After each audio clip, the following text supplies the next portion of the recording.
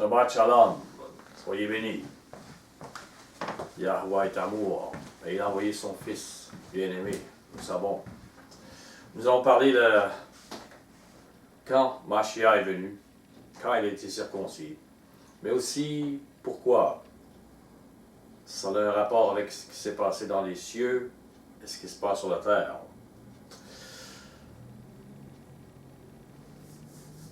Le 21 décembre,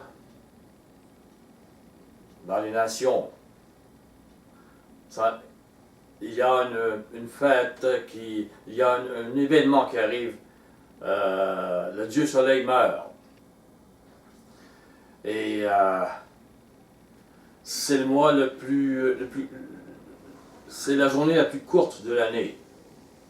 C'est au plus bas. On peut voir qu'il y a 3 jours de plus court. Et après, au 24e, le 25e qui commence, le jour rallonge. Et les païens fêtaient ce jour qui rallongeait. Ils le fêtent encore. C'était la naissance du Dieu Soleil. Le soleil était comme à son plus bas, mort, et là, il repartait. Il naissait. Et facilement, on peut prouver que dans l'Antiquité, bien avant la naissance de Yahusha, Jésus, on fêtait la naissance du soleil.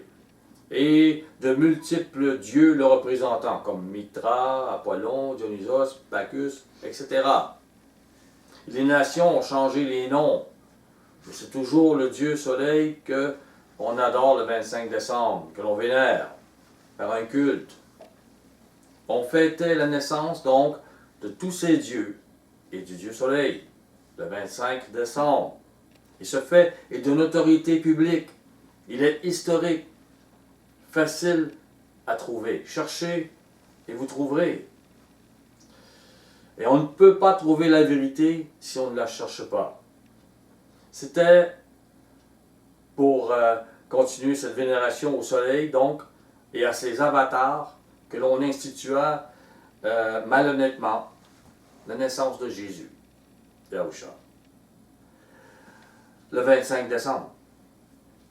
Continuons donc de vénérer, d'adorer le soleil. Prenez avec moi Acte 7. Acte 7. Verset 41. Acte 7.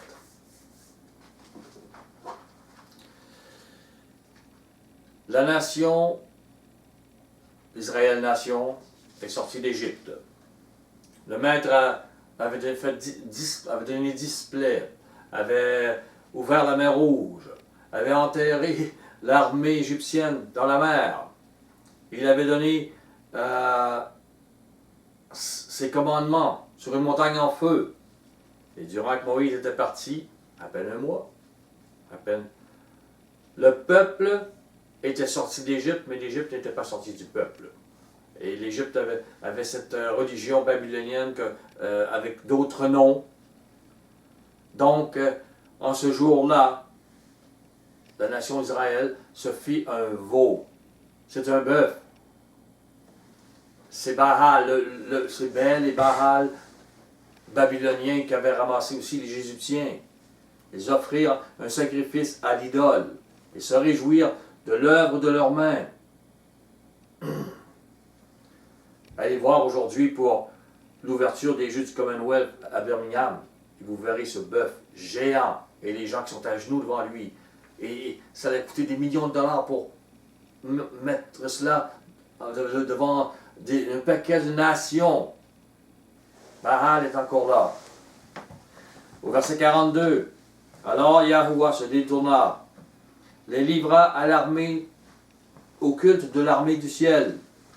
Selon qu'il est écrit dans le livre des prophètes, vous m'avez offert des victimes et des sacrifices pendant 40 ans au désert, maison d'Israël. M'avez-vous offert?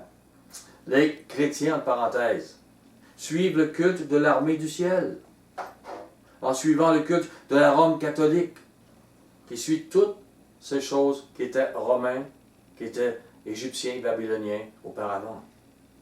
Au verset 43, vous avez porté la tente de Moloch, l'étoile du Dieu enfant, ces images que vous avez faites pour les adorer. Aussi vous transporterai-je au-delà de Babylone. Moloch, c'est un autre nom pour Baal, qui était un autre nom pour Nimrod. Tout le même Dieu, le Dieu enfant. C'est le Dieu soleil que l'on fête le 25 décembre. Toutes ces choses, c'est pour vénérer, adorer les astres des cieux. La Bible, elle, ne parle jamais de fêter Jésus. Encore moins le Yahusha, le 25 décembre. Pour ceux qui sont intéressés, sachez que Yahuwah a donné une clé dans sa parole, la Bible, pour connaître quand dans l'année est la naissance et la circoncision de Yahusha, Jésus. Et sa naissance et sa circoncision sont très symboliques dans le plan du salut pour l'homme. Dans leur manque de foi, dans cette parole biblique, cette parole de Yahuwah, la majorité des humains et de celles dites chrétiennes est biaisée dans le plan du salut et l'accomplissement du futur. Elle se permet aussi l'impiété antique que garde la Rome catholique, qui est pourtant une grande abomination devant Adonai. Le père de Yahusha, Mashiach, Baal, on peut dire Bel aussi, Baal est partout dans la société et les religions de ce monde, même celles chrétiennes. Et ces dernières ne protègent pas la vérité, mais les pensées et les cultes de Baal, dont la naissance du soleil le 25 décembre. Et les 12 jours de Noël, qu'on dit, sont pour vénérer les 12 dieux du zodiaque. Il n'y a pas de hasard dans ce temps. Prenez avec moi 2 Rois 17.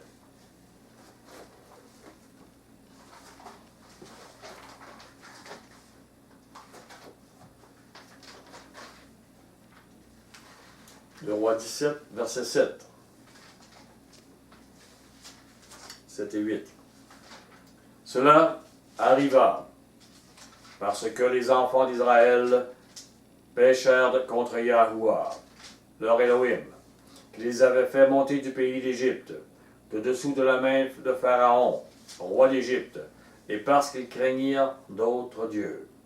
Ils suivirent les coutumes des nations que Yahuwah avait chassées devant les enfants d'Israël, et celles que les rois d'Israël avaient établies. Les coutumes des nations. Nos peuples, aujourd'hui, vivent ces coutumes sociales et religieuses. Et sans l'avouer, ils servent et craignent Baal. Ils servent les signes des cieux. Au verset 12, ils servirent les idoles dont Yahuwah leur avait dit, « Vous ne ferez pas cela. » Yahuwah fit avertir Israël et Juda par tous ses prophètes, par tous les voyants, et leur dit, « Revenez de vos mauvaises voies, et observez mes commandements, mes ordonnances, en suivant entièrement la loi que j'ai prescrite à vos pères et que je vous ai envoyée par mes serviteurs les prophètes. » Il y avait la loi de piété dans ces choses-là. Ils ne touchaient pas à l'impiété. Au verset 16, ils abandonnèrent tous les commandements de Yahuwah, leur Elohim. Ils se firent des veaux en fonte, ils fabriquèrent des idoles d'Astarté, ils se prosternèrent devant toute l'armée des cieux, ils servirent Baal. Et le 25 décembre est un culte antique, un culte de Baal, qu'ils servaient et que nous servons, que les gens servent. Nous, on ne le sert pas. Nous sommes repentis à ce sujet. 17, verset 10. Le roi. Ils se dressèrent des statues et des idoles sur toute colline élevée et sous tout arbre vert. On met aujourd'hui des arbres verts dans les maisons et l'on chante « Mon beau sapin, roi des forêts, qu'on aime ta parure ». Cette vénération vient des cultes antiques, comme vous voyez. Et on va mettre une étoile un soleil au-dessus de cet arbre. On va le décorer. 2 Rois 23. Verset 4.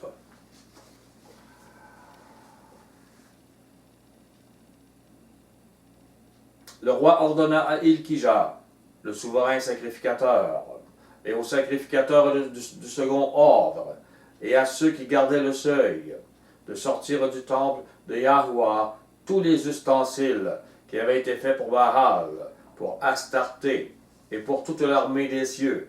Il les brûla hors de Jérusalem, dans les champs du Cédron, et en fit porter la poussière à Béthel. Il chassa les prêtres des idoles. Il établit par les rois de Juda pour brûler des parfums sur les hauts lieux dans les villes de Juda et aux environs de Jérusalem. Et ceux qui offraient des parfums à Baal, au soleil, la lune, au zodiaque et à toute l'armée des cieux. Ils le font aujourd'hui. Les hauts lieux, les parfums, voyez les églises et leurs louanges et leur culte via Rome. Les prêtres et les idoles d'aujourd'hui sont des prêtres cathos ou des pasteurs, Bible en main, soutenant la naissance du soleil le 25 décembre, la vénération des 12 dieux du zodiaque et du dieu Janus, janvier, on fête le 1er janvier, la vénération de l'armée des cieux, les planètes dieux, et par procuration donc les démons qui le représentent. 1 Corinthiens 10.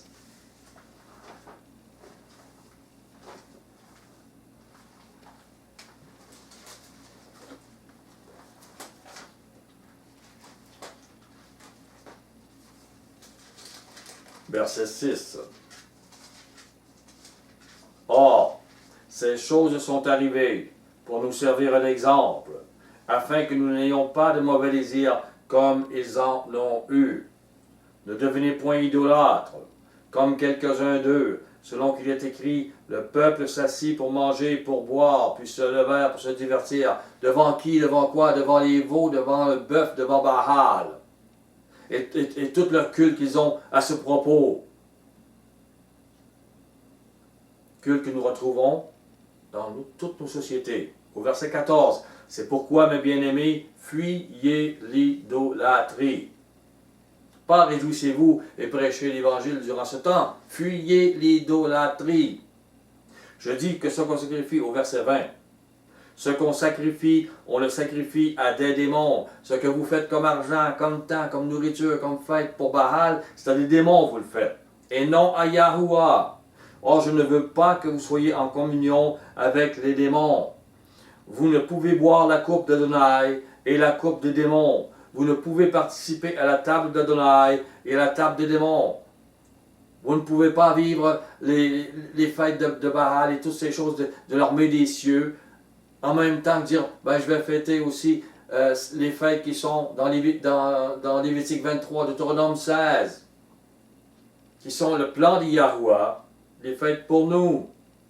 Au verset 22, voulons-nous provoquer la jalousie d'Adonai? Sommes-nous plus forts que lui?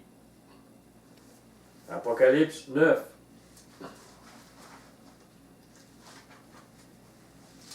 Verset 20.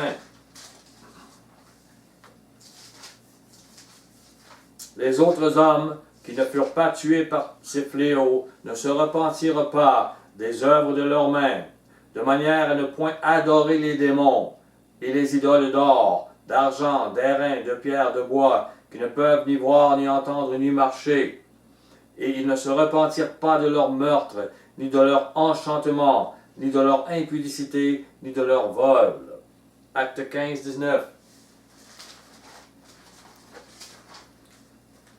Qu'est-il dit pour les païens dans leur repentance? Au verset 19, 15, 19. C'est pourquoi je suis d'avis qu'on ne crée pas de difficulté à ceux des païens qui se convertissent à Yahuwah, mais qu'on leur écrive de s'abstenir des souillures des idoles. N'ayez pas d'idoles, ne soyez pas souillés. de l'impudicité, des animaux étouffés et du sang. La nourriture pure ou impure. C'est...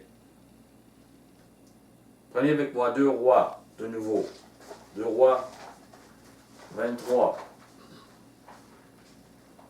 2 Rois 23, verset 11. Il fit disparaître de l'entrée de la maison de Yahweh les chevaux que les rois de Juda avaient consacrés au soleil. Ça a un rapport avec le 25 décembre, ça a un rapport avec les chevaux consacrés au soleil. Et même à sa naissance, près de la chambre de l'eunuque Néthan-Mélec, qui demeurait dans le faubourg, il brûla au feu les chars du soleil. Ici, c'est la base du char du Père Noël, de ses reines, que l'on retrouve dans plusieurs nations, de façon différente, avec des reines, avec des chevaux, avec Odin, avec ses chevaux qui parcourent la terre le soir de la naissance du soleil, le 25. Les Québécois diraient, il y a la chasse-galerie. C'est la même façon, vaincre le diable ce soir-là. Car on peut suivre Baal avec une bonne conscience. Ainsi. Hein? Et pire, en accusant ceux qui dévoilent la vérité. On aime les pensées païennes sur le ciel et l'enfer, sa mythologie, sa philosophie, ses cultes. Et avec le christianisme d'aujourd'hui, on est gâté sur tous ces sujets. On tord le sens des paroles bibliques pour y arriver, et on se révolte contre ceux qui amènent la vérité. Exode 32. Pour ceux qui se choqueraient après moi, allez voir dans une bibliothèque les livres mythologiques, les livres d'histoire, les livres. Vous verrez toutes ces choses païennes. Exode 32, verset 4. Il les reçut de leurs mains, jeta l'or dans un moule. Il y avait un moule, ils ont traversé un moule. Ils ont gardé ce moule de Baal. Ils ont traversé la mer Rouge avec ce moule, très certainement. Il fit un veau en fonte. Et ils dirent Israël, voici ton Elohim, qui t'a fait sortir d'Égypte. Pour eux, c'était Baal qui a fait sortir d'Égypte. C'est fort. Lorsqu'Aaron vit cela, il bâtit un autel devant lui et s'écria, demain, il y aura fête en l'honneur de Yahuwah. Alors, ils appellent Baal Yahuwah. C'est le bœuf qui est là. Et le lendemain, ils se levèrent de bon matin, offrirent des holocaustes, des sacrifices d'action de grâce. Le peuple s'assit pour manger, pour boire, puis se levèrent pour se divertir. Ils disaient que Baal était leur Dieu. Ils l'appelaient Yahuwah. Comme aujourd'hui, on fait Baal Mitra en disant c'est Jésus. Et c'est pour lui qu'on fait ça. Je vous amène plus loin la vérité sur la naissance de Yahusha et de Jésus. Et sans le savoir, nombreux sont ceux qui fêtent à ce moment, ils fêtent ce moment, cette naissance. Et c'est un temps de réjouissance pour plusieurs. Évidemment, en comparaison de 8 milliards d'êtres humains, ils sont une goutte d'eau dans la mer. Mais qu'est-ce qui domine votre esprit? Le baalisme ou la parole de votre Père Céleste écrite dans la Bible? Qu'est-ce que vous suivez? Cette parole qui dévoile le baalisme et enseigne la piété cultuelle, on ne se joue pas du Créateur. Il n'ouvre pas l'esprit de ceux qui se moquent de la vérité et qui la vérité qu'il déclare dans les Écritures. Croyez et attachez-vous à la révélation des puissantes paroles du Maître, paroles bibliques. Le jour de la naissance de Mashiach n'est jamais demandé dans la Bible, et pourtant elle est fêtée. Et ce n'est pas le 25 décembre qu'elle est fêtée. Et cependant, le Maître ne laisse pas tout le monde ignorant à ce sujet. Sa parole est la vérité et son esprit révèle à ses serviteurs cette vérité cultuelle et celle de la miséricorde qui triomphe du jugement. Pour les incrédules et ceux qui ne veulent pas être honnêtes avec ce que proclame la Bible. Tout est dit en paraboles. Les hommes se font des religions sur des paraboles qu'ils ne comprennent pas. Luc nous donne une indication précise pour la date de la naissance du maître Yahusha. Il nous a laissé de solides indices. Il nous a donné des repères comme des périodes de grossesse, les saisons, les indications précises de la Torah. Ayez foi en rajoutant à cela le symbolisme de ses fêtes et de son plan salutaire. Et ne perdez pas cela de vue en cherchant d'inutiles contradictions dans ce que je vais dire. Prenez avec moi Luc 1, évidemment. Luc 1, verset 1. Plusieurs, ayant entrepris de composer un récit des événements qui se sont accomplis parmi nous, suivant ce que nous ont transmis ceux qui ont été des témoins oculaires dès le commencement et sont devenus des ministres de la parole. Il m'a aussi semblé bon, après avoir fait des recherches exactes sur toutes ces choses depuis leur origine, de te les exposer par écrit d'une manière suivie, excellent Théophile. D'une manière suivie, d'une manière exacte, nous indique que Luc trace un chemin afin que celui qui y porte vraiment attention soit éclairé par la vérité. Au verset 4. Afin que tu reconnaisses la certitude des enseignements que tu as reçus. Du temps d'Hérode, roi de Judée, il y avait un sacrificateur nommé Zacharie de la classe d'Abia.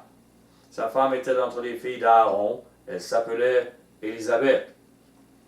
Sacrificateur de la classe d'Abia.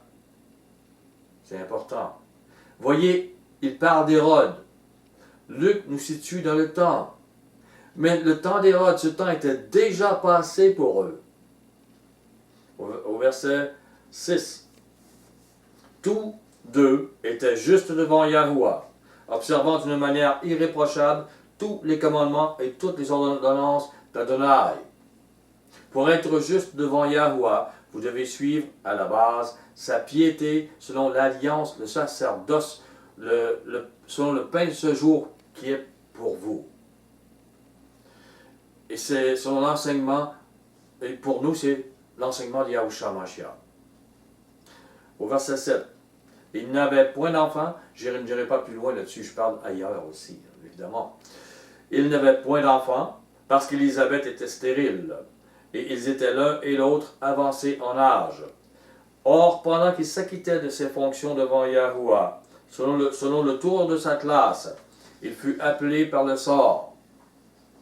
Selon le tour de sa classe, celle d'Abia, et ses fonctions devant Elohim. Remarquez comme Yahuwah avait l'œil sur les fonctions sacrées des sacrificateurs dans le temple. Rien ne se faisait au hasard, et tout avait un symbolisme, une signification. Au verset 9, d'après la règle du sacerdoce, à entrer dans le temple d'Adonai pour offrir le parfum. Nous voyons que ce temple physique avait été construit selon et par la volonté de Yahuwah, et je le répète, celui-ci avait l'œil sur les sacrificateurs et leurs tâches. Nous voyons au verset 5 que Zacharie était de la classe d'Abia. Donc Abia peut être écrit avec un I, avec un Y, avec un J, dépendamment de la traduction, mais c'est toujours la même classe. Et parfois c'est embêtant parce qu'il peut y avoir une lettre ou deux dans certaines traductions pour certaines personnes. Mais c'est toujours, il faut trouver qui est la personne. Bien. Nous voyons aussi, au verset 8, que Zacharie agit selon le tour de sa classe. Et ses repères temporels nous situent précisément au sujet de la saison et du mois dans lequel agissait Zacharie. Ses fonctions et ses classes étaient immuables, puisqu'établies et gardées par la volonté de Yahuwah. cette loi sacrificielle, selon l'ordre d'Aaron, a ainsi existé jusqu'au sacrifice parfait de Yahusha, Jésus, selon l'ordre de Melchisédek, qui n'est pas un ordre terrestre, mais bien céleste. L'ordre selon Aaron avait 24 classes de sacrificateurs, et la lumière de la Bible va nous éclairer sur les écrits de Luc. Évidemment. Voilà avec moi 1 Chronique 24.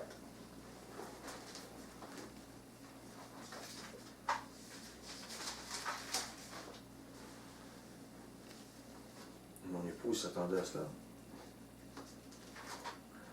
Je disais ça comme ça. 1 Chronique 24, verset 1. Voici les classes des fils d'Aaron.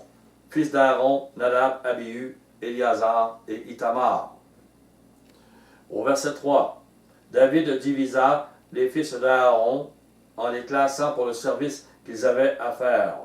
Zadok appartenait aux descendants d'Éliazar et Achimélec aux descendants d'Itamar. Au verset 5.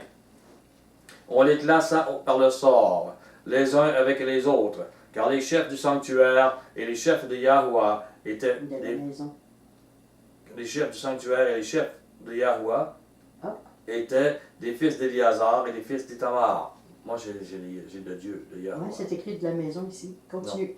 Non. Au verset 10. Le 7e à Akot, le 8e à Abijah. On voit que le 8e classe, c'est Abijah. C'était là. Au verset 18. Le 23e à Délaja. Le 24e et dernier à Mazia. Nous voyons que 24 classes. Et Mazia, qui veut dire consolation de Yahuwah. Il y avait 24 classes de sacrificateurs, donc. Et avant de mettre le doigt sur la naissance de Mashiach, je voulais faire remarquer les précieux et puissants symboles qu'instaure Yahuwah parmi les hommes en référence avec ce qui existe dans les cieux. Prenez avec moi Apocalypse 4.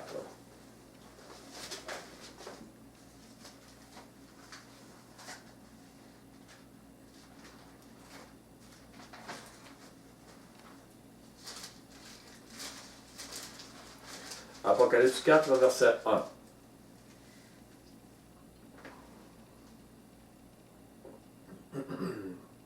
Après cela, je regardai, et je vis une porte qui était ouverte dans le ciel.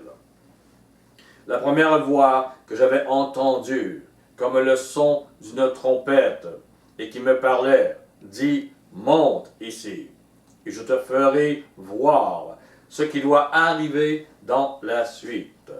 Aussitôt je fus ravi en esprit, et voici, il y avait un trône dans le ciel, et sur ce trône, quelqu'un était assis. Celui qui était assis avait l'aspect d'une pierre de jaspe et de sardoine, et le trône était environné d'un arc-en-ciel semblable à de l'émeraude. Autour du trône, je vis 24 trônes, et sur ces trônes, 24 vieillards assis, revêtus de vêtements blancs, et sur leurs têtes des couronnes d'or. Ils ont des trônes et des couronnes d'or. Ils ont des vêtements blancs, ils sont purs, ils règnent. Au verset 5, du trône sortent des éclairs, des voix et des tonnerres. Devant le trône brûlent 7 lampes ardentes qui sont les 7 esprits de Yahuwah. Les 7 esprits proclament les 7 vertus de Yahuwah. Et ces vertus sont 7 yeux, on le voit ailleurs, qui sondent et ce qui est amour, ce qui n'est pas amour. Ils sondent ce qui est vérité, ce qui n'est pas vérité. Au verset 6, il y a encore devant le trône comme une mer de verre, semblable à du cristal. Au milieu du trône et autour du trône, il y a 4 êtres vivants, remplis d'yeux devant et derrière. Venez avec moi dans Ézéchiel 37, tout de suite après Daniel.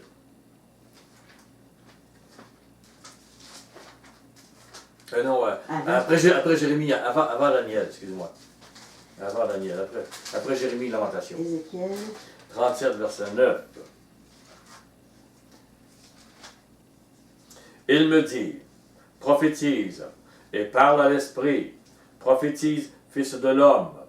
Il dit à l'esprit, ainsi parle Adonai, Yahuwah, esprit, viens des 4 vents, souffle sur ces morts, et qu'ils revivent. Je prophétisai selon l'ordre qu'il m'avait donné, et l'esprit entra en eux. Ils reprirent vie. Ils se tinrent sur leurs pieds, c'était une armée nombreuse, très nombreuse. Ils naissent chair et sang de nouveau. Ils reprirent vie car ils étaient vivants auparavant, 1000 ans avant, ou je ne sais pas comment là, mais beaucoup de temps. Ils sont entrés dans un cycle de vie. On peut très certainement y voir le travail des 4 êtres vivants. Pourquoi les appelle-t-on ainsi? Et pourquoi les autres anges ne sont pas appelés ainsi? Ils ont tous la vie pourtant. C'est très certainement parce que, par la puissance et la volonté d'Yahuwah, ils possèdent les cycles de vie. Ce sont les 4 êtres qui donnent la vie par Yahuwah. Les 4 saisons en sont symboliques, sûrement. Les passages de la vie, les cycles de la vie. Ils ont 4 visages. On peut voir un visage de lion, de bœuf, d'homme et d'aigle. On peut voir que le premier visage est l'autorité, le lion. Le deuxième est la force, le buffle. Le troisième, la connaissance, l'image de Yahuwah, c'est l'image de l'homme. Le quatrième, la vision de ce que Yahuwah crée, ou de ce qui est dans les cœurs, c'est l'image de l'aigle. C'est l'image de l'aigle. Tout est. Ces 4 êtres, par la puissance de l'esprit de Yahuwah, qu'il leur a donné, ont très certainement un rapport direct avec la création et avec celle des humains, comprenant celle de Mashiach comme homme, car Mashiach a été créé parmi les hommes aussi, fils de l'homme. Il existait auparavant, là, je sais pas, mais c'est qu'il a été mis comme un homme. Non selon l'ordre d'Aaron, mais bien selon l'ordre de Melchisédek. Les 24 vieillards rois ont sûrement des choses à faire dans des temps précis. Et ce n'est pas selon l'ordre d'Aaron, là. Et Zacharie, sur la terre, devait agir dans sa classe, dans un temps déterminé, en référence à un de ces rois dans les cieux, très certainement. Un sacrificateur roi, qui a agi selon un temps déterminé. Et Jean-Baptiste est né, est entré dans le cycle de la vie humaine, dans ce temps déterminé. L'encyclopédie biblique Frank Resdorf Ries, et là, lorsque je vous parle de l'encyclopédie, c'est de celle-là, c'est toujours biblique. Ce n'est pas une encyclopédie ordinaire. Elle nous dit sur Abijah, elle dit, ça veut dire dont Yahuwah est le Père. Il dit l'Éternel, mais c'est Yahuwah. Dont Yahuwah, l'Éternel, est le Père. C'est ce que veut dire Abijah. Imaginez, maintenant, dans les trilliards d'années qui sont avant nous, parce que pour le maître, le temps n'a pas l'arrêt. Pour nous, c'est 70 ans, c'est long, mais ce que représentent ces 24 vieillards sacrificateurs dans ce temps, ces rois, et ce que représente chacune des 24 classes. Pourquoi 24? La 8e représentant Jean, l'Élie, celui qui annonce le Messie. Hébreux 1, 4. Hébreux 1, verset 4.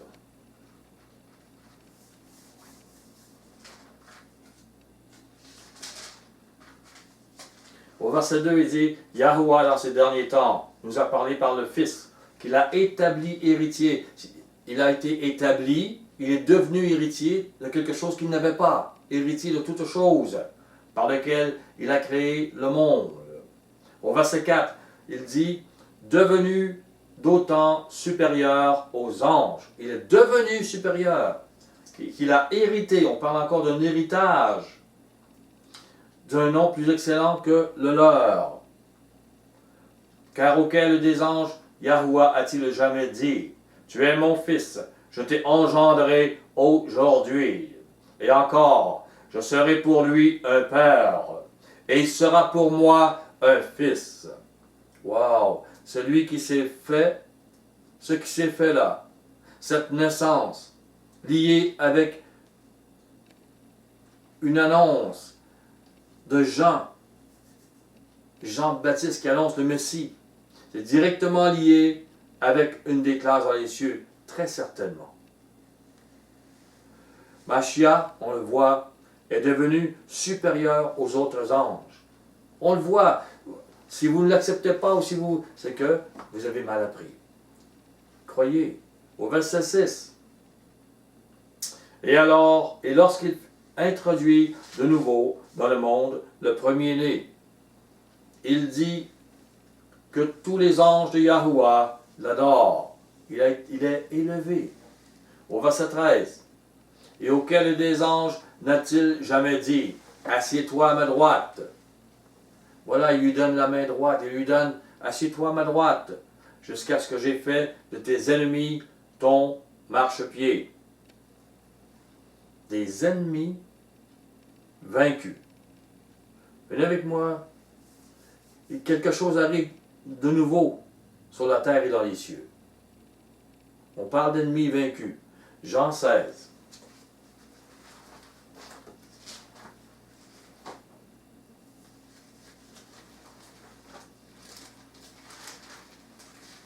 Verset 33. Je vous ai dit ces choses, afin que vous ayez la paix en moi. Vous aurez des tribulations dans le monde, mais prenez courage, j'ai vaincu le monde. Mashiach a prouvé l'amour.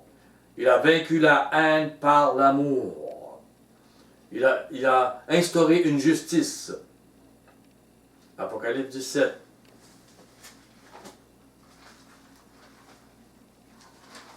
Apocalypse 17, verset 14. Ils combattront contre l'agneau, et l'agneau les vaincra, parce qu'il est l'Adonai des Adonai et le roi des rois. Et les appelés, et les élus, et les fidèles qui sont avec lui les vaincront aussi. Ils auront marché dans la volonté du Tout-Puissant, selon leur alliance. Apocalypse 20, verset 1. Puis j'ai vu descendre du ciel un ange, qui avait la clé de l'abîme et une grande chaîne dans sa main. Il saisit le dragon, le serpent ancien, qui est le diable et Satan, et le lia pour 1000 ans. Il le jeta dans l'abîme, ferma et scella l'entrée au-dessus de lui, afin qu'il ne séduisît plus les nations, jusqu'à ce que les 1000 ans fussent accomplis. Après cela, il faut qu'il soit délié pour un peu de temps, seulement un peu de temps. Et il a vaincu. Et l'ennemi va être attaché aussi. Apocalypse 4.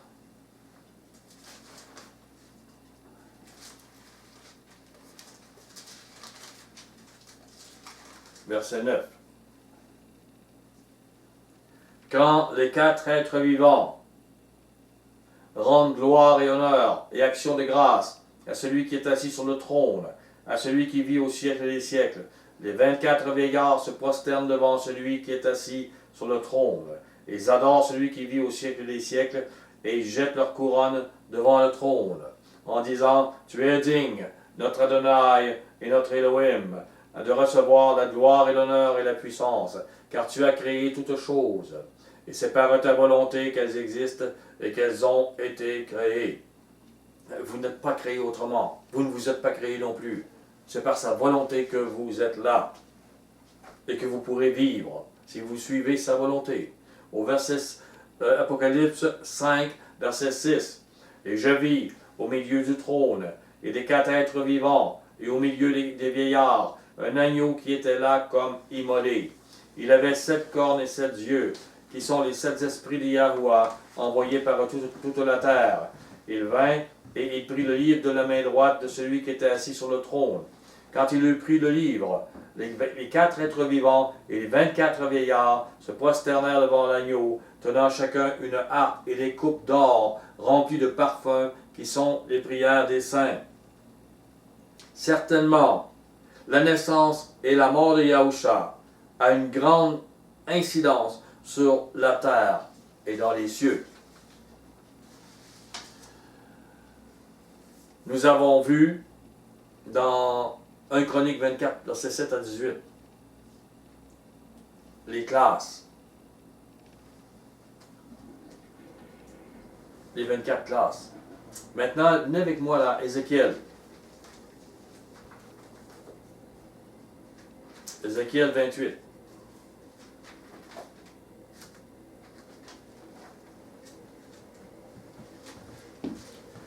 Ézéchiel 28, verset 11.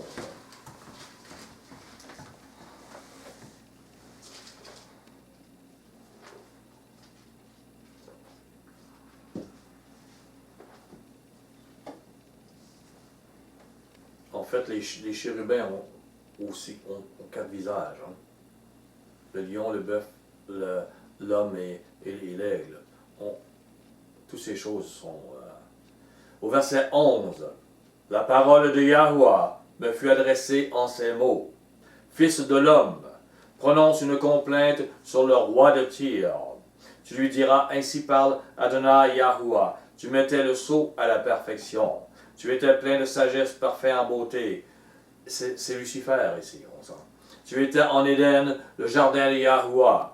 Tu étais couvert de toute espèce de pierres précieuses. Ici, ces pierres représentent aussi sans doute de la sagesse, de l'intelligence, toutes les choses qui sont de sardoine, de topaze, de diamant, de chrysolite, d'onyx, de japs, de saphir et d'escarboucle, d'émeraude et d'or. Tes tambourins et tes flûtes étaient à ton service, préparés pour le jour où tu fus créé. Tu étais un chérubin protecteur aux ailes déployées.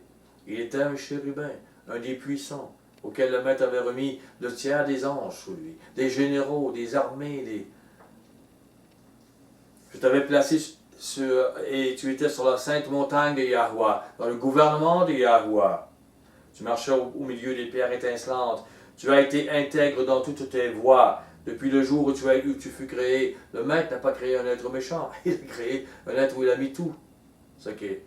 Et toute la connaissance et la science, jusqu'à celui où l'iniquité a été trouvée chez toi. Par la grandeur de ton commerce, tu as été rempli de violence et tu as péché. Je te précipite de la montagne de Yahweh. Je te fais disparaître, chérubin, protecteur, du milieu des pierres étincelantes. Ton cœur s'est élevé à cause de ta beauté, à cause de ce que le maître lui avait donné, la puissance, le pouvoir, etc. L'orgueil est rentré. Et le mensonge et la soif du pouvoir d'avoir le trône de son Créateur. Tu as corrompu ta sagesse par ton éclat. Je te jette par terre. Je te livre au spectacle au roi. Les humains n'existaient pas à ce moment-là. Mais il y avait des rois dans les cieux quand même. Par la multitude de tes iniquités, par l'injustice de ton commerce, tu as profané tes sanctuaires. Je fais sortir du milieu de toi un feu qui te dévore.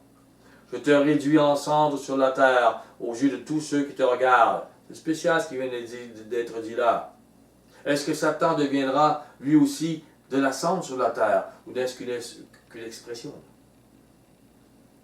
Cette guerre dans les cieux qu'a produit Lucifer peut très certainement avoir un rapport avec la classe des sacrificateurs. Les 24 rois dans les cieux et la naissance de Yahushua Mashiach comme souverain sacrificateur. Mashiach allait purifier ce que Lucifer et ses anges avaient souillé. Prenez avec moi Hébreux 5.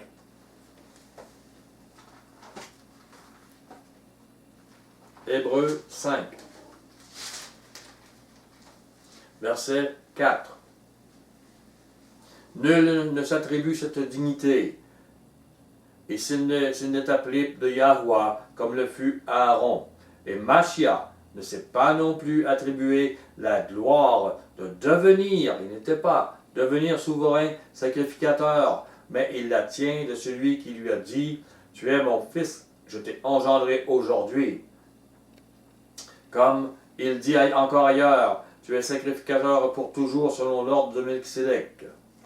Machia est devenu souverain sacrificateur pour nous. Il fut le sacrifice, il est le sacrifice parfait. Et c'est lui le sacrifice. Machia n'était pas de cette naissance, de ce niveau, il a été élevé à cela. Il faut le voir. Maintenant, les classes.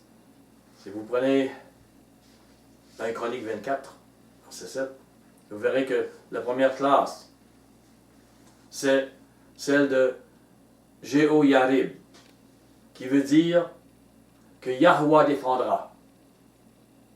Il le défend de qui? Il y a une crainte. On vient de voir un être puissant qui avait créé Yahweh, qui s'est révolté et qui amène la violence. Et le maître parle à ses armées, si on veut, à ses classes. Et une des classes est Yahweh va te défendre. Il fait partie d'eux. La deuxième classe, c'est Jédéja ou Jédaïa. Ça veut dire de qui Yahweh se soucie. Je vais vous défendre, je me soucie de vous. Même si l'ennemi arrive, très armé, très violent, même si Lucifer arrive, avec des armées qui s'est révoltées. Il faut maintenant penser à cette guerre que produit Lucifer. Parce que même s'ils disent, ils vont avoir conflit, ils ont eu conflit. La troisième classe est Harim, qui veut dire Nekamar. C'est A-M-A-R-D. Qui veut dire qui a le nez plat écrasé. Comme quelqu'un qui s'est battu et qui s'est fait frapper le nez, qui s'est fait... Il y a eu un conflit, il y a eu... Vous avez... Je vais vous défendre, vous avez... N'ayez crainte, mais en même temps, il y a conflit. Et on va vaincre. C'est tout, ça se suit. Venez avec moi un instant, Matthieu 26.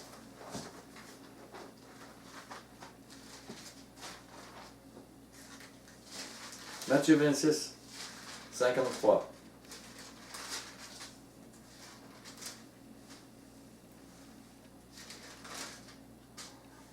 Penses-tu que je ne puisse pas invoquer mon Père, qui me donnerait à l'instant plus de 12 légions d'anges?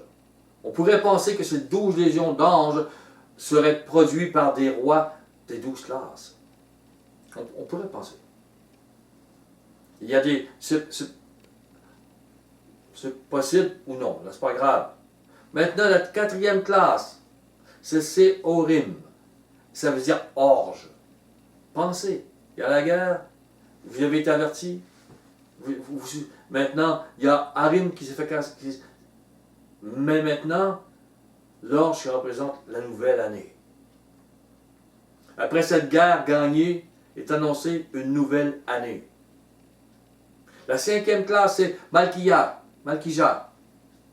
Ça veut dire roi selon Yahuwah. Après ces choses, Yahuwah va révéler ce qu'est être roi de l'amour selon l'ordre de Melchisédek. La sixième classe, c'est Mijamim. Mijamim qui veut dire de la main droite. On a vu tantôt, je vais élever. Qui ai-je élevé à la droite? Il donne la droite. La main droite lui donne force, sa droite. La septième classe, c'est Akot. Ça a eu un prix. Ça a un prix. Akot veut dire l'épine. On peut y voir la couronne de la douleur, la couronne de l'amour, la couronne qui est plantée tout près du cerveau, et aussi la main qui a été percée. Le prix de cette couronne d'amour. Le huitième, nous arrivons à Zacharie, la classe d'Abijah, qui veut dire dont Yahuwah est le Père. Et il est le père de Jean-Baptiste, l'annonciateur. Venez avec moi dans Luc 7.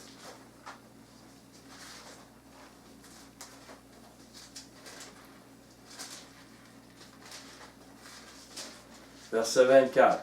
7, 24.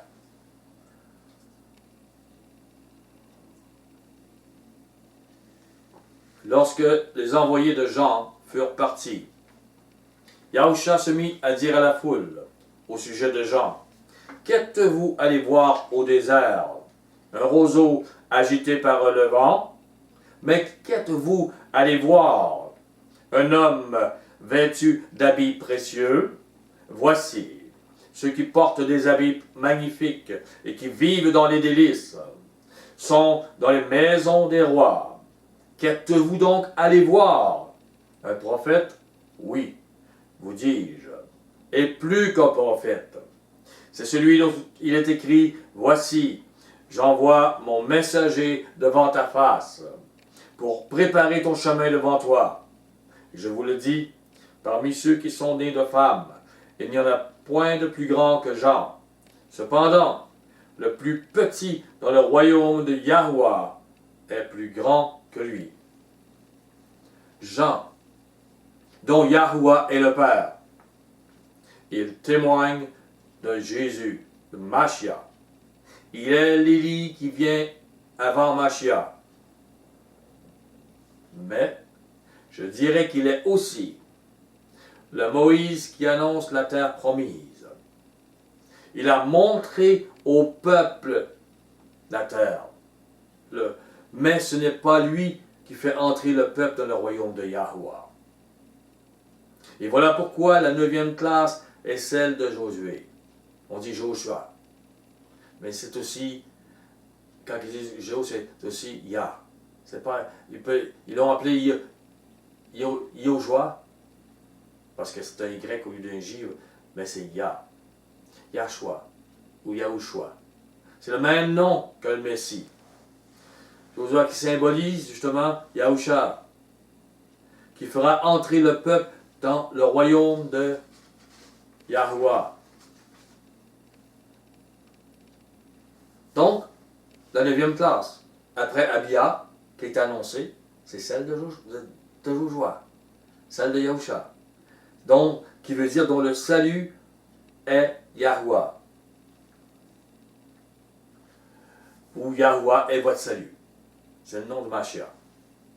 La 10e classe, c'est celle de Shekania, qui veut dire intime avec Yahweh. Nous avons vu dans Hébreu 1 comment le Maître a élevé, comment Mashiach est devenu intime avec le Tout-Puissant. La 11e classe, c'est Eliashib, qui veut dire lequel Yahweh a rétabli. Il a rétabli. La chute d'Adam est symbolique de la chute de Lucifer. Yahweh rétablit l'ordre et établit sa volonté sur terre dans les cieux par Mashiach. La 12e classe, c'est Jakim, qui veut dire que Yahweh établit. Yahweh est établi. Yahusha est établi et il couvre les péchés. Voilà pourquoi nous retrouvons la 13e classe, qui est Eupa, qui veut dire couverture, couvrir. Si vous prenez l'encyclopédie biblique, encore, sur couvrir, l'encyclopédie dit, c'est appliquer quelque chose devant, par-dessus. On peut voir la part. Envelopper, justifier, soustraire à la vue. Tout ce que le Maître a fait. La Pâque qui devient vivante pour nous. Le Maître a établi Mashiach.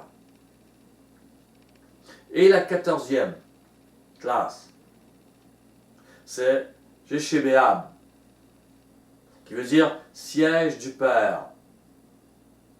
Yeshua, c'est aussi Yahusha. Pourquoi? Parce que le siège du Père, c'est le trône du Père sur la terre. C'est Mashiach qui l'instaure, le trône du Père, sur la terre. Il est le temple, il est le trône sur la terre. C'est ce qui va arriver. Mashiach fait ces choses. Regardez dans Apocalypse 3, verset 21.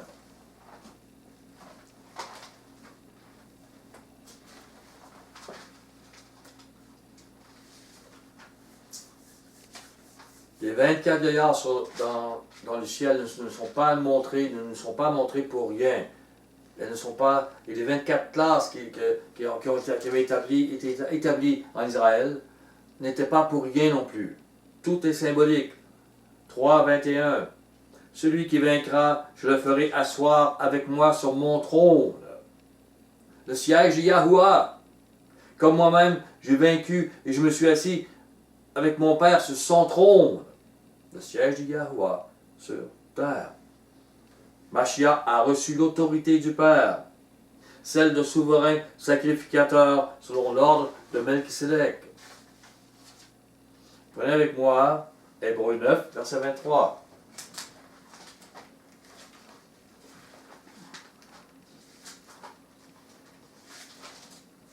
J'avais dit à certaines personnes ce matin que j'avais des choses à amener qui pourraient être un peu... Il était donc nécessaire, puisque les images des choses qui sont dans les cieux devaient être purifiées de cette manière, que les choses célestes elles-mêmes le fussent par des sacrifices plus excellents que ceux-là. Et ce fut le sacrifice de Yahusha Mashiach. Mashiach est né le 7e mois, celui de Tishri. Très certainement, la 14e classe. On peut voir, c'est logique avec ce que je viens de dire. La dernière de ce mois, celle de Jéshébéab, qui veut dire le siège du Père, le trône. Yahusha Mashiach devenait le temple humain, le siège du Père céleste sur la terre. Il n'y a pas de hasard à sa naissance et à toutes ces choses. Et nous n'avons pas besoin d'être éclairés sur ces choses pour connaître comment nous repentir, évidemment. Mais je veux seulement faire connaître comment la naissance de Mashiach peut être un événement qui nous dépasse dans sa précision et toute sa portée. La Pâque, la couverture, se prend le 14e jour du premier mois. L'encyclopédie biblique sur 14 nous dit nombre dont la valeur spirituelle exprime un contrat ou une confirmation parfaite. Prenez avec moi l'Exode. Exode 12.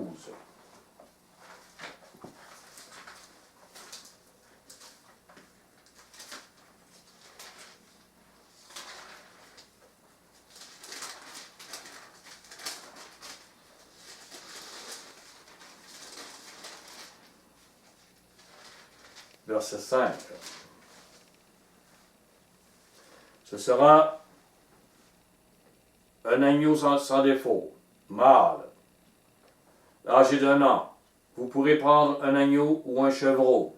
Vous le garderez jusqu'au 14e jour de ce mois, et toute l'assemblée d'Israël l'immolera entre 2 soirs. Le 14e jour, voilà très certainement pourquoi Yahusha est mort dans la 14e classe, couvrant le péché selon la classe du pas. Pas d'hasard. Ce qui se passe sur cette terre purifie ce qui est dans les cieux. Au verset 18. Le premier mois, le 14e jour du mois, au soir, vous mangerez des pains sans levain jusqu'au soir du 21e jour. Pendant 7 jours, il ne se trouvera point de levain dans vos maisons, car toute personne qui mangera du pain levé sera retranchée de l'assemblée d'Israël, que ce soit un étranger ou un indigène.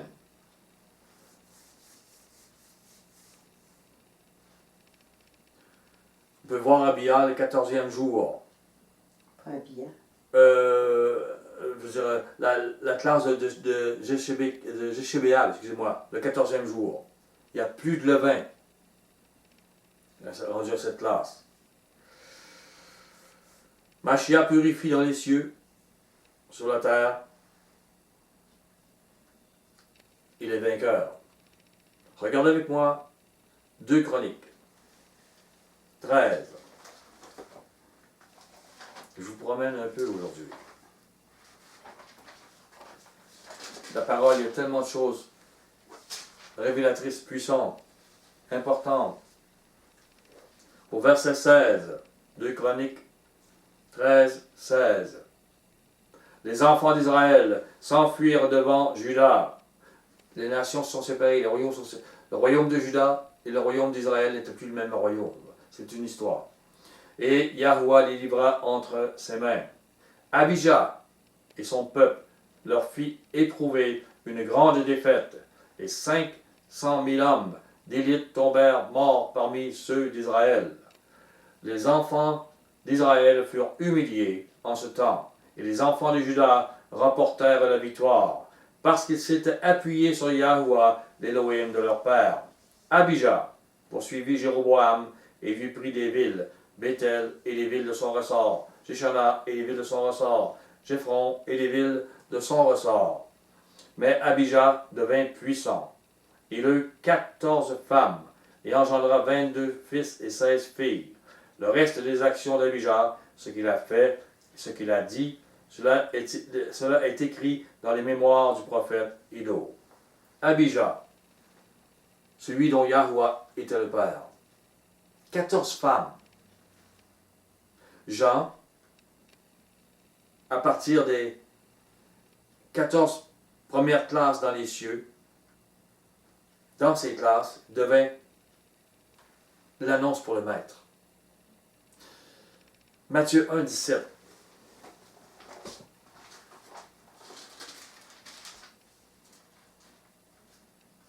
Il y a comme une autorité, un pouvoir. Et c'est spécial, c'est spirituel. Parce que Élie a fait des miracles et des choses spéciales. Et pourtant, Jean le Baptiste n'en a pas fait. Mais il a ouvert une porte, il a ouvert quelque chose. Il a fait quelque chose, une justification qui n'était pas faite par les autres. Il y avait une puissance dans ces choses qu'on ne comprend pas.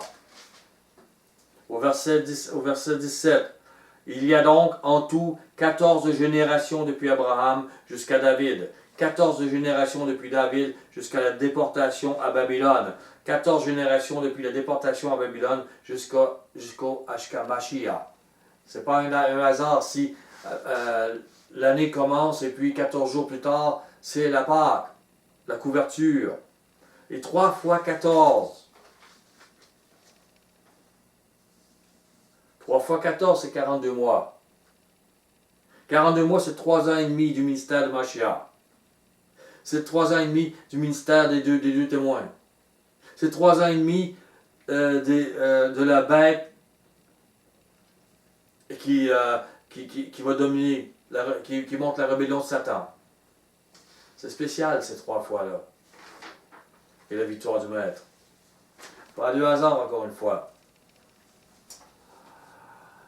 Donc, pas de hasard avec 24 souverains sacrificateurs sur terre et 24 rois dans les cieux. C'est selon cette règle bien établie aussi, à Abijah, que Zacharie entra dans le temple d'Adonai. On revient avec Zacharie. Pas de hasard. D'après l'ordre donné par Yahweh. La naissance de Jean le Baptiste est située par cette répartition des tours des services du temple. Elles étaient toujours en vigueur du temps d'Hérode, dans le second temple à Jérusalem. Et d'après cette connaissance, nous apprenons que Zacharie était de service au temple la deuxième partie du 4e mois sacré. Le mois de Nissan est le premier mois de l'année, selon le calendrier biblique. Exode 12, 2.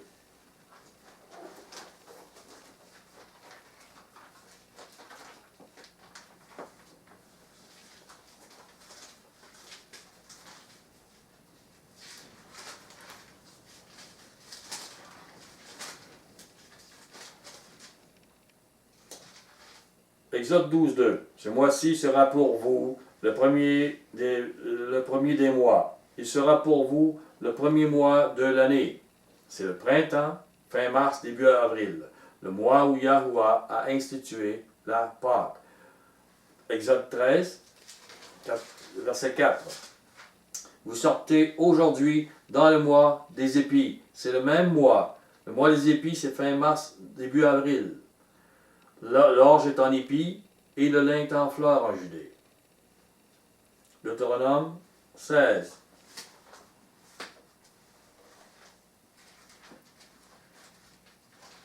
Verset 1.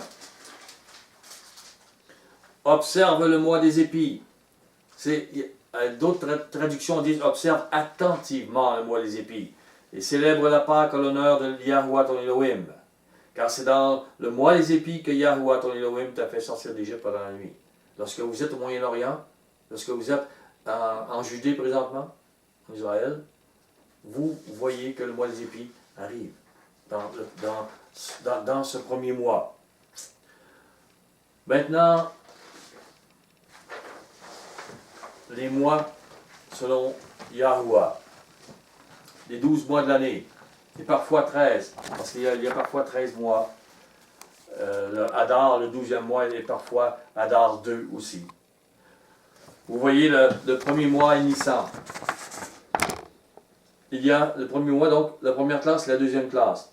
Le deuxième mois, Iyar, c'est la troisième et quatrième classe. Le troisième mois, Sivan, la cinquième et sixième classe. Et le quatrième mois, Tammuz, qui est la septième et huitième classe. La huitième classe est celle d'Abia. Donc Zacharie est entré dans le temple durant ce mois, selon sa classe. Lors de son service, Zacharie est visité par l'ange Gabriel. Viens avec moi dans Luc. Luc 1.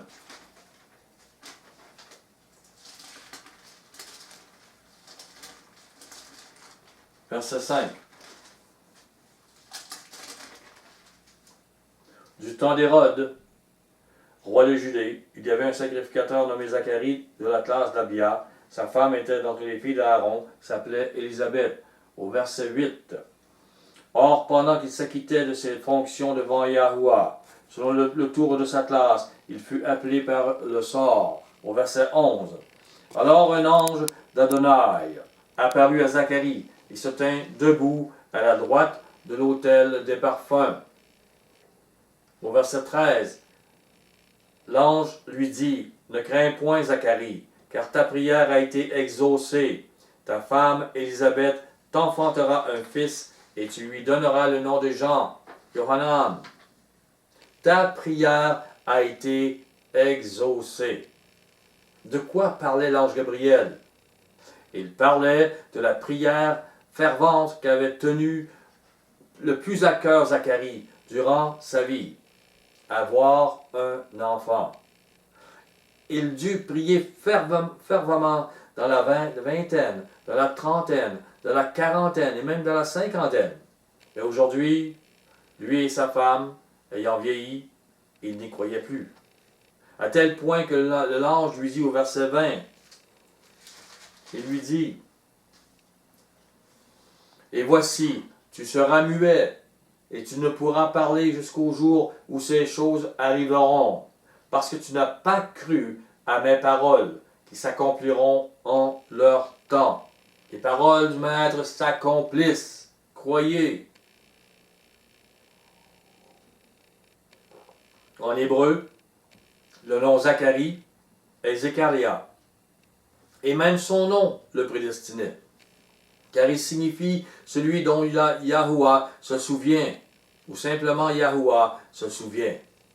Et nous voyons dans Luc 1, versets 9 et 10, que Zacharie offrait le parfum dans le lieu saint. Et lorsqu'il offrait ce parfum, 18 prières spéciales étaient faites. Et dans l'une de ces prières, aussi incroyable que cela puisse paraître, on demandait la venue d'Élie.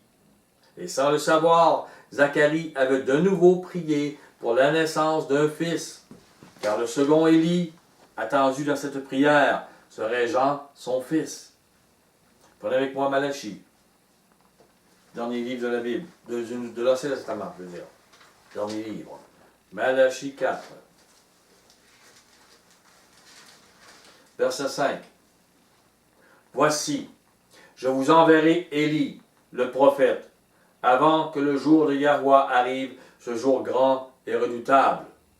Matthieu 17, verset 10.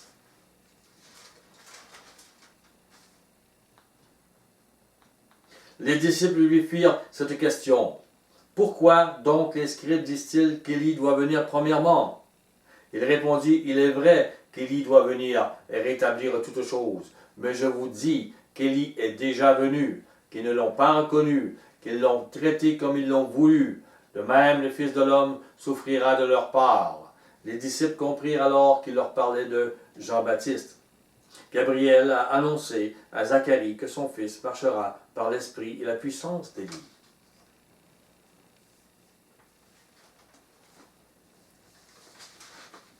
Luc 1, 17, je ne sais pas si on l'a lu ou...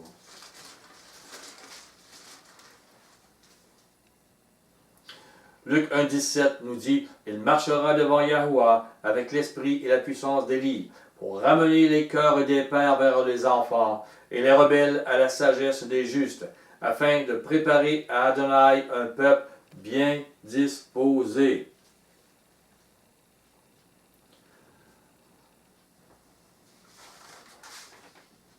Donc, Élisabeth devient enceinte. Et lorsque les jours de service de Zacharie furent achevés, il rentra chez lui. Quelque temps après, sa femme devint enceinte. On le voit dans Luc 1, versets 23 à 25. Donc, on tombe au 5 Av, le 5e mois, qui est le premier mois de grossesse d'Élisabeth, qui est le 9e et 10e classe. Elul, qui est le 2e mois de grossesse, le 11e, 12e classe. Tishri, qui est le 3e mois de grossesse, le 13e et 14e classe. Et Eshvan, le 4e mois de grossesse, 15e et 16e classe.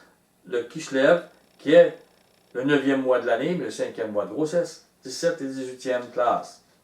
Dans Luc 1, verset 26-27, il dit « Au 6e mois, l'ange Gabriel fut envoyé par Yahweh dans une ville de Galilée appelée Nazareth, auprès d'une vierge fiancée à un homme de la maison de David, nommé Joseph.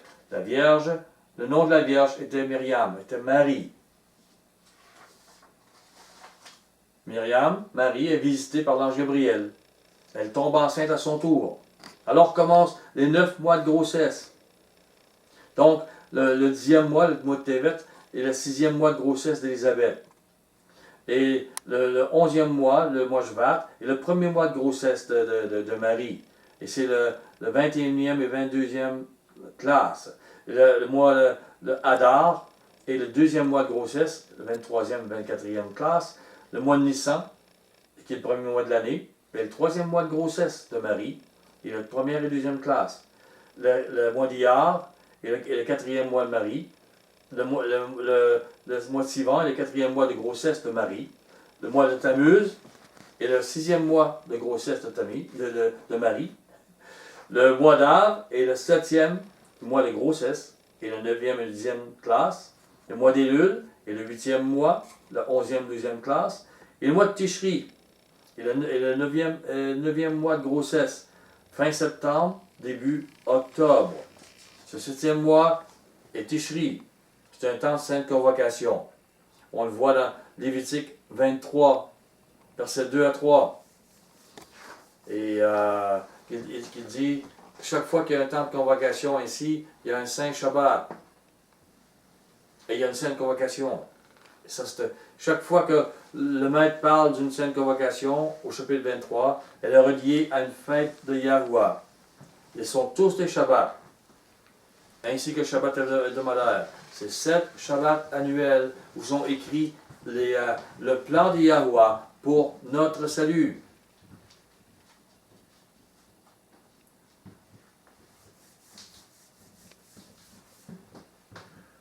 On voit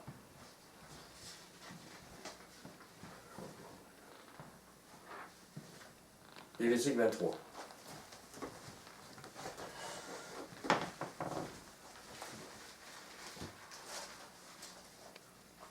verset 34.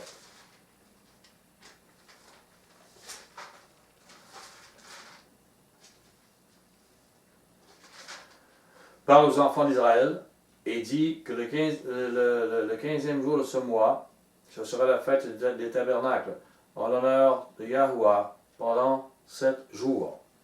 7 jours, la fête des tabernacles. C'est de grande importance pour avoir l'intelligence dans le plan de Yahuwah. Toutes ces fêtes qui sont annoncées. Au verset 35, le premier jour, il y aura une sainte convocation, vous ne ferez aucune œuvre servile. Le premier jour, il n'y aura pas d'œuvre servile. C'est une sainte convocation. C'est un Shabbat. Et il y a, comme je disais, 7 Shabbats annuels. J'ai écrit plus long, mais je vais écourter ici. Si on va à Jean 7, 37,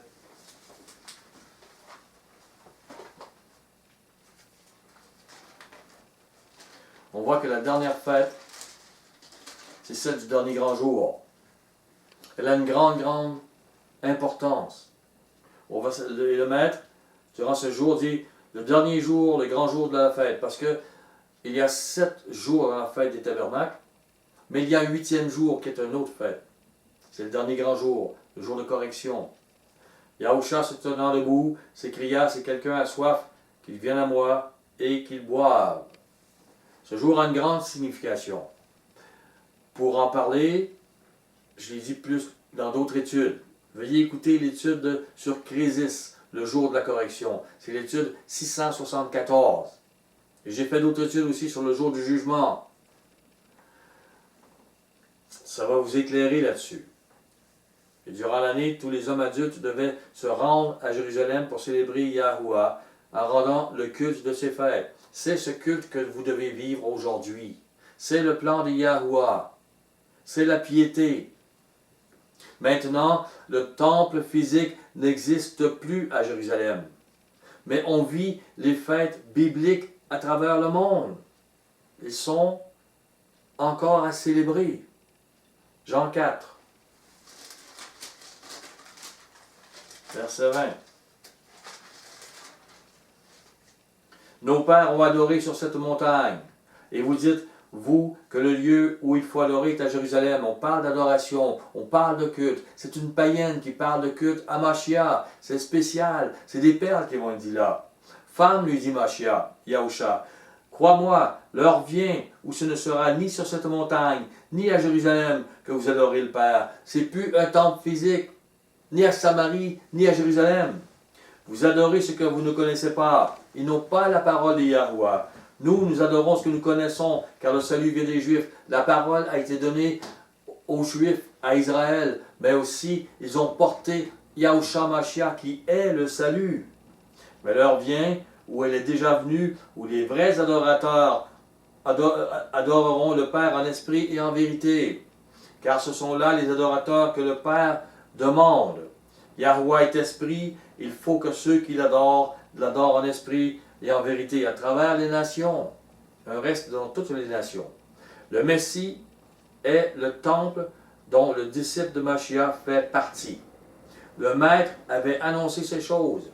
Et Paul nous dit dans 2 Corinthiens 6, verset 16, que nous sommes le temple de Yahuwah, étant dans le Messie. Et si l'esprit de Yahuwah touche les autres, lorsque vous parlez, c'est que vous êtes le temple par lequel l'esprit va toucher les autres. Les œuvres de Yahusha sont en synchronisme avec la Torah, son calendrier, ses fêtes. Au 7e mois de l'année biblique, le mois de Tishri, Mashiach est très certainement né. Le premier jour de la fête de Sukkot, donc, il a donc été circoncis le 8e jour, dans ce dernier grand jour. Au dernier Shabbat annuel, on pourrait l'appeler la fête du dernier grand jour. Avec Yahuwah, il n'y a pas de hasard. Et tout est symbolique. La fête de la grande possibilité de salut, donc, pour ceux qui n'avaient jamais reçu l'esprit de Yahuwah, qui n'avaient jamais été circoncis de cœur, qui n'avaient même jamais entendu parler de Mashiach. On voit dans Colossiens 2, verset 11, que Mashiach nous circoncise d'une circoncision qui n'est pas faite de main d'homme. Dans Luc 2, 21.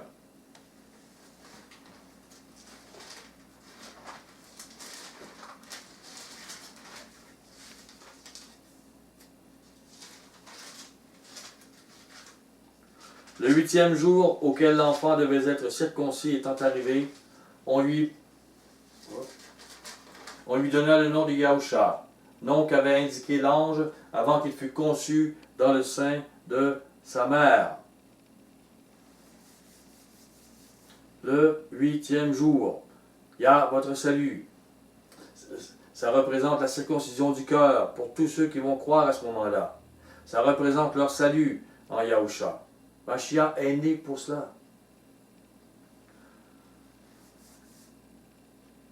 Donc, dans 2 Corinthiens 3 ou 3 verset 6, on voit que c'est le mystère de l'Esprit que le Maître nous a amené, pour que nous comprenions ces choses. Dans Apocalypse 20, au verset 4 à la fin, c'est écrit, ceux qui vont ressusciter avec le Maître à la première résurrection, ils revinrent à la vie, ils régnèrent avec le Messie pendant 1000 ans. Évidemment, la naissance de Yahusha représente le salut, la possibilité de la vie éternelle, le royaume pour l'être humain. Et tout cela commence par le millénium, après le retour du Messie. Après ça, la grande moisson humaine, auquel va participer les prémices, l'Église ressuscitée. Nous voyons dans Jacques 1,18. Aussi, ceux qui ont, par leur foi, ont fait la volonté du Maître à la première alliance. Eux aussi, ils vont ressusciter. Ils vont faire honneur, et ça va donner pleinement le sens de la naissance et la circoncision de Yahusha. Abba, notre Père, a fait l'être humain dans une perfection qui nous dépasse. À l'avance, il savait qu'il choisirait un peuple, Israël nation, à qui il demanderait une correction physique, l'excision du prépuce, ce qu'on appelle la circoncision. Et le Maître fait une circoncision dans notre cerveau maintenant. Il enlève le voile. Et cette circoncision est symbolique de la correction faite dans l'esprit humain. La circoncision pour Israël. L'esprit humain donné à Adam et Ève était pur. Satan les a fait tomber dans la faute. Et leur esprit commençait à être souillé. Ils se sont mis à marcher selon la chair. Et les actions de leur corps sont devenues intéressées. On voit dans Galates 5, verset 22, les fruits de l'esprit qu'on doit porter. Dans Galates 6, verset 8, on voit les fruits de la semence qui porte la corruption. Nous avons, par la naissance de Mashiach, nous avons, par la circoncision du cœur qu'elle annonce, à être changés à l'image de Yahuwah. Donc, apporter les fruits de l'amour. La naissance de Yahusha annonce l'œuvre du salut pour l'homme. D'abord pour les élus, les prémices, puis pour une grande moisson. Prenez avec moi Amos. Amos 9.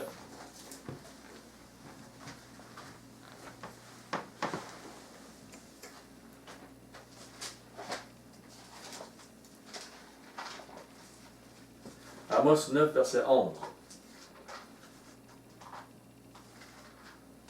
Dans le plan du Maître, il dit, en ce temps-là, je relèverai de sa chute la maison de David. J'en réparerai les brèches. J'en redresserai les ruines. Je la rebâtirai comme elle était autrefois, afin qu'il possède le reste de l'homme et toutes les nations, sur lesquelles mon nom a été invoqué, dit Yahuwah, qui accomplira toutes ces choses. Afin qu'il possède toutes les nations. Ce n'est pas aujourd'hui, on peut voir. C'est après le retour de Mashiach. La circoncision de Yahusha représente l'action de Yahuwah qui va circoncire les cœurs des foules d'humains. On le voit dans Apocalypse 5, versets 9 à 10, que les sacrificateurs, que le Maître a appelés les sacrificateurs de toutes les nations, qui vont faire ces choses. Vous irez voir dans Apocalypse 5, versets 9 et 10. Prenez avec moi un dernier verset, Luc 1.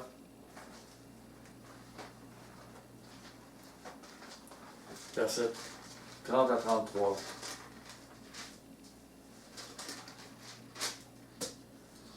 L'ange lui dit, ne crains point Marie, car tu as trouvé grâce devant Yahuwah. Et voici, tu deviendras enceinte, tu enfanteras un fils, tu lui donneras le nom de Yahusha. Il sera grand, sera appelé fils du Très-Haut, et Adonai Yahuwah lui donnera le trône de David, son père. Il régnera sur la maison de Jacob éternellement, et son règne n'aura pas de fin. Gabriel a dit à Marie qu'elle aura un fils, qui aura un règne qui ne se terminera jamais. Et nous, qui nous repentons et qui nous réjouissons de cette naissance merveilleuse de notre Maître et de physiquement, mais spirituellement de notre Maître dans nos cœurs aussi, notre joie est grande. Soyez bénis. Je vous aime.